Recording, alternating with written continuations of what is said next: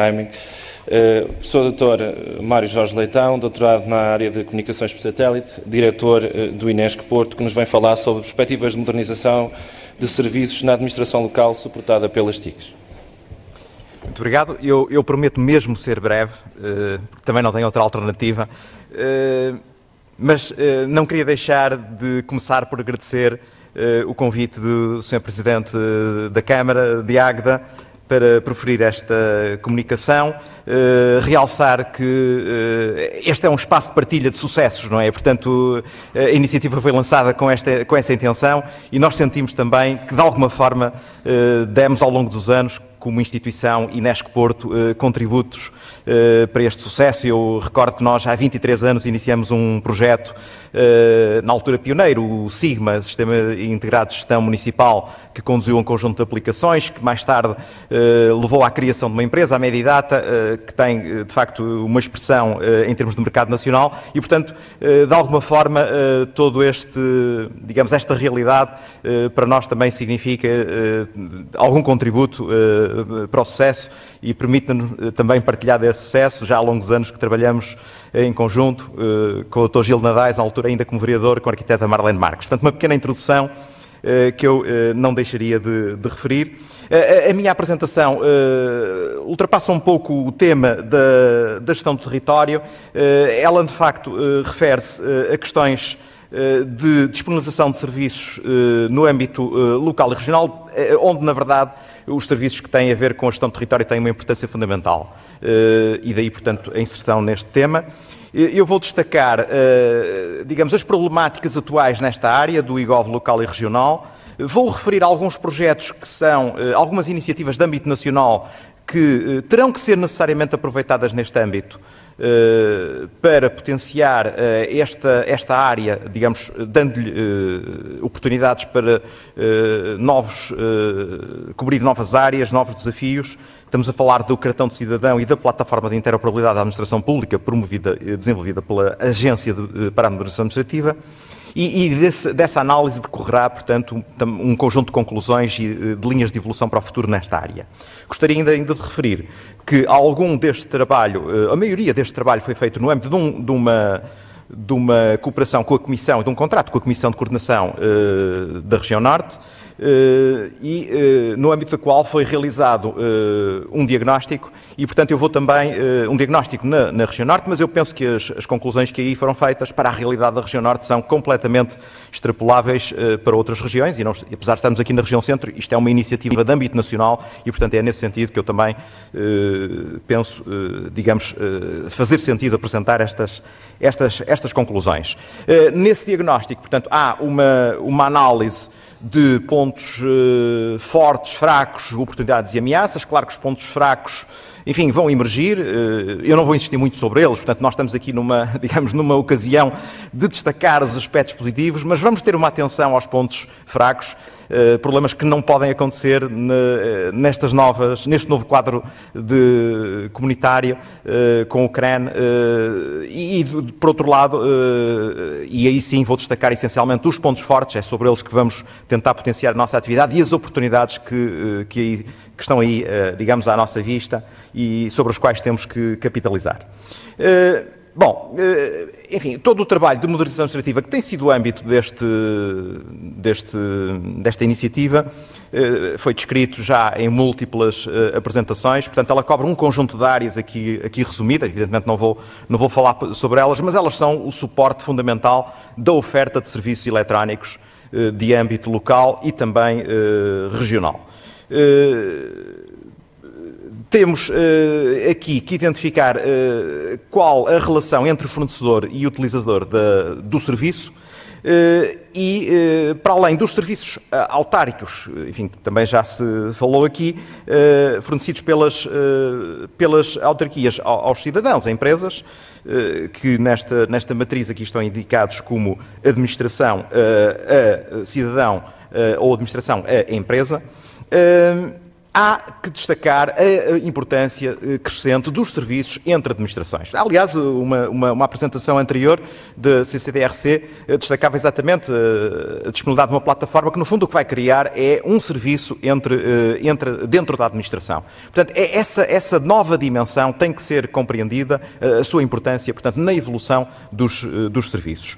Quando aqui falamos da administração regional, há que ter em conta que incluímos aqui, nomeadamente, as CCDRs, portanto, isto do ponto de vista terminológico não está seguramente mais correto, administração central desconcentrada, mas, enfim, o termo que aqui está referido é regional, só para se perceber, digamos, o contexto. Portanto, os serviços de administração em rede são, assim, fundamentais na nova evolução. Ao fazermos o nosso diagnóstico, portanto, de facto, identificamos um conjunto de pontos fracos.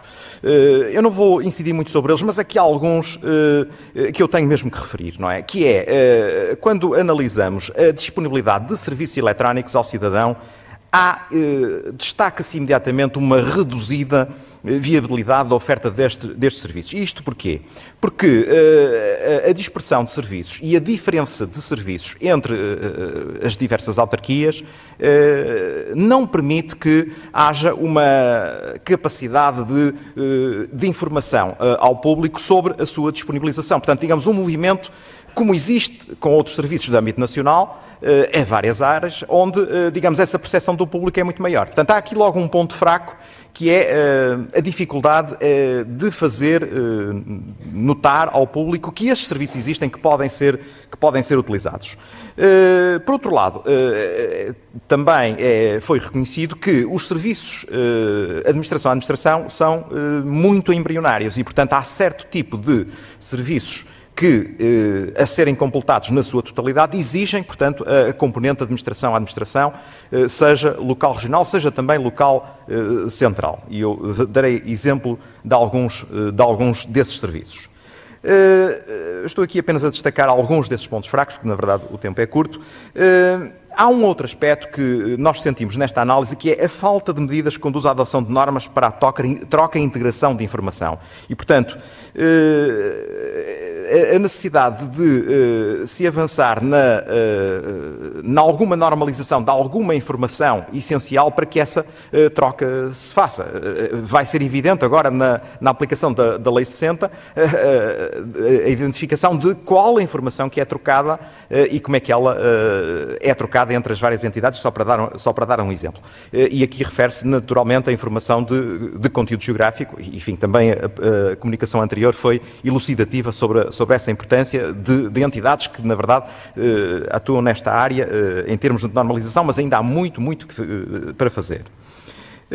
Destacava ainda...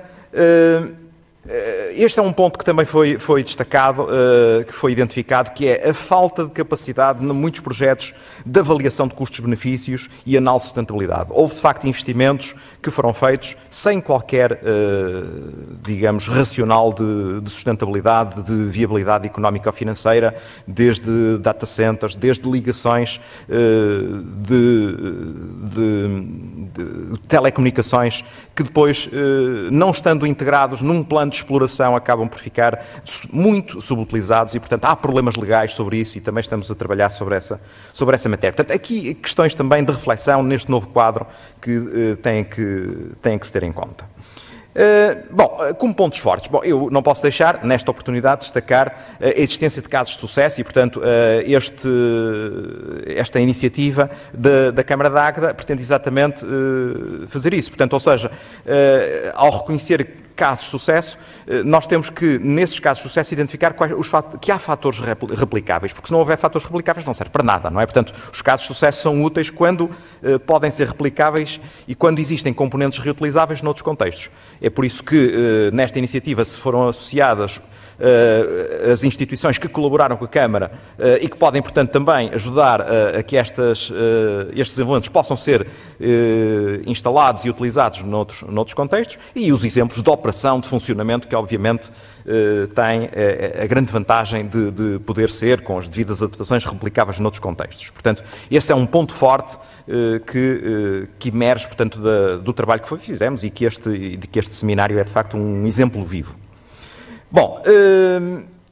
Eu vou saltar esta questão, apenas vou destacar o problema dos programas operacionais, enfim, que têm que evoluir muito para que se centrem nos aspectos de conteúdo e não nos aspectos formais e, portanto, enfim, haveria aqui muito a dizer, mas temos muitos maus exemplos do passado, esperemos que agora no novo quadro de apoio, não é? As questões do conteúdo sejam postas em plano de destaque relativamente às questões da forma, sem prejuízo, obviamente, da forma. Não queria deixar aqui de referir um aspecto muito negativo, que é uma ameaça, portanto, que é a questão da formação. Portanto, nesta área, a questão da formação de recursos humanos é essencial. No entanto, as iniciativas que resultam em novos serviços eletrónicos, por exemplo, aparecem financiadas em programas totalmente dissociados dos programas de formação. E, portanto, este é um problema que vai me dificultar, portanto, a coordenação entre as ações para desenvolvimentos em novas áreas com a formação de recursos que sejam capazes de sustentar essas áreas. Bom, oportunidades, muito rapidamente, como já referi, há aqui dois grandes desenvolvimentos, que é o cartão de cidadão e a plataforma de interoperabilidade da administração pública. Eu não vou agora dar detalhes sobre como é que estas duas iniciativas podem contribuir, de facto, para uma nova dimensão da oferta de serviços. Falarei disso um pouco mais à frente. Há também a emergência, digamos, estão a emergir outro tipo de canais e de meios de acesso ao cidadão, portanto, que não apenas os gabinetes de apoio ao município, como que foi referido aqui, portanto, lojas de cidadão de segunda geração, portanto, completamente desmaterializadas, capazes de fornecer serviços horizontais, portanto, para várias instituições, várias câmaras, várias instituições de natureza pública e também privada, muito diferente, e, portanto, isso cria a necessidade de uma nova abordagem para os serviços eletrónicos. Enfim, e outras iniciativas, portanto, onde há necessidade de usar múltiplos canais de acesso e de interação. Como oportunidades, a identificação de duas novas alterações,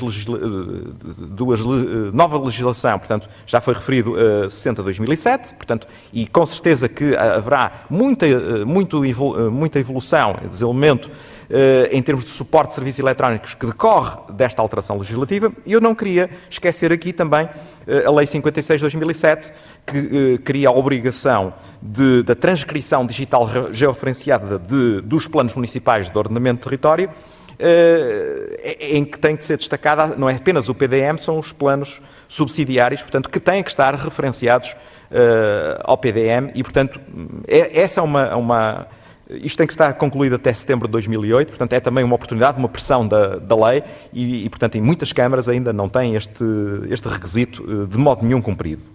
Nem sequer, digamos, a oferta nacional consegue cumprir da disponibilização de planos diretores municipais, nomeadamente através de GOTDUC, consegue suprir esta necessidade. Bom, o cartão de cidadão. O cartão de cidadão, não vale a pena falar muito sobre ele, mas o cartão de cidadão vai criar aqui uma oportunidade de utilização de um mecanismo de autenticação único que era um impedimento à disponibilização de serviços eletrónicos. Eu recordo apenas que em muitas câmaras, portanto, era possível iniciar o serviço até um determinado ponto, mas depois havia um passo fundamental, um passo em que a autenticação segura tinha que ser garantida e, portanto, então o município tinha que passar pela Câmara para assinar o documento, ou enfim, e isso é impensável. Portanto, nós temos que ter um meio de autenticação seguro e que não exija, digamos, nos serviços eletrónicos a presença do cidadão física, portanto, para completar um passo do serviço. É o cartão de cidadão que irá permitir essa nova funcionalidade. Por outro lado, a disponibilização, em conjunto com o projeto do cartão de cidadão, da plataforma de interoperabilidade da administração pública, vai criar, digamos, o suporte tecnológico para que as diversas aplicações entre a administração pública possam dialogar entre si através de um suporte tecnológico comum, portanto, que é baseado em normas abertas, que permite, portanto, a interligação dos diversos sistemas e a disponibilização de serviços multicanal. Portanto, o cartão de cidadão já é suportado na plataforma de serviços comuns e, portanto, da plataforma de interoperabilidade da administração pública, portanto, digamos, esta iniciativa irá necessariamente para o terreno, porque está associado ao cartão do cidadão. Ao nível das câmaras e das várias entidades, o que é necessário é criar uma entidade de translação entre as aplicações internas e os serviços que elas invocam, o chamado toolkit local, nesta figura, que dialoga com um toolkit central e, portanto, a autenticação do cartão de cidadão é feita através desta infraestrutura, mas é também através dessa infraestrutura que poderão ser disponibilizados serviços, digamos, numa linguagem que é comum, digamos, às várias câmaras. E nós temos que evoluir no sentido de certos serviços que são disponibilizados de forma totalmente diferente de câmara para câmara, possam ter uma abordagem comum para que eles possam ser disponibilizados em pontos que oferecem acesso a vários municípios, como, por exemplo, as lojas do cidadão, como, por exemplo, centros de atendimento de várias instituições. E, portanto, há aqui um salto de qualidade neste tipo de serviços que vai ser necessário pensar, não é? Como é que isso vai ser feito? Isso vai exigir muita articulação, vai exigir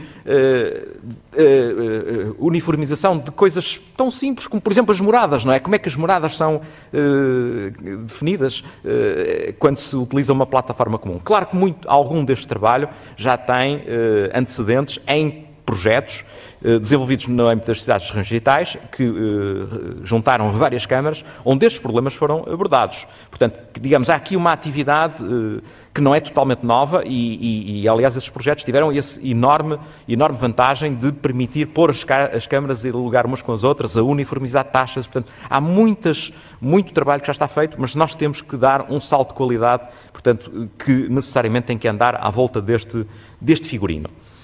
Pelo menos essa é a nossa opinião, a nossa avaliação. Portanto, em resumo, e para concluir,